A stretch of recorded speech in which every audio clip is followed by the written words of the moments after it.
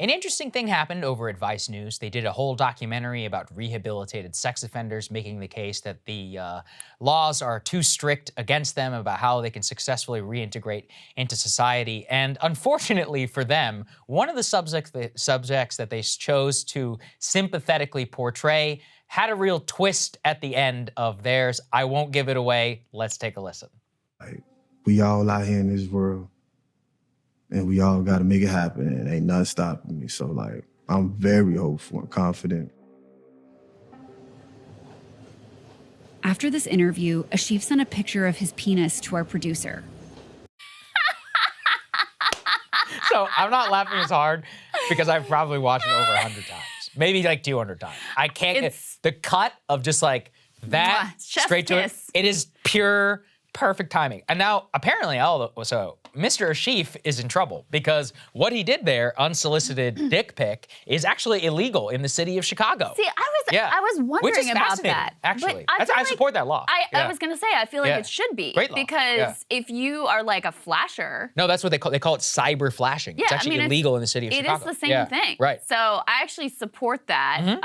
But yeah, I mean, talk about like, I didn't watch the whole documentary, so I don't know the ins and outs of how they were portraying things or whatever. Right. But if you were trying to have a sympathetic portrait of this individual, which they seem to want to do, whole thing just instantly and just to be clear about who this dude is, he served 6 years in prison for forcing oral sex on a woman and penetrating her when she was 15 years old. Like, I just want to be 100% clear about who this guy is.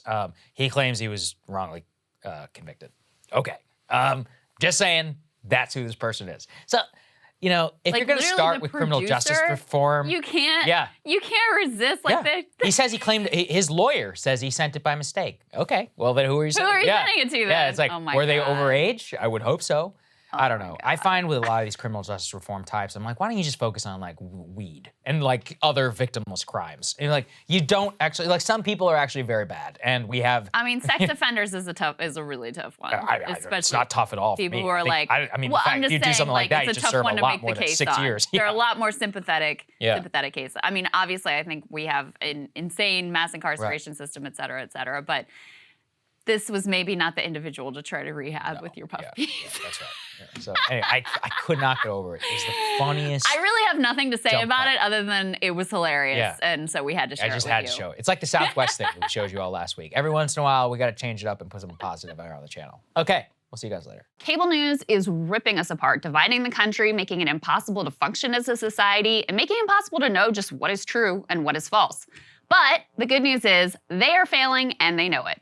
That is why we're building something new, a new mainstream, a healthier one, something more trustworthy, something that we are going to need in one of the most pivotal times in American history. We are building up here for the midterms, for the upcoming presidential election, but we need your help. So if you can help us out by becoming a premium member today at breakingpoints.com, we're trying to change America for the better and the entire world. So what are you waiting for, guys? Go to breakingpoints.com and sign up and help us build a new mainstream.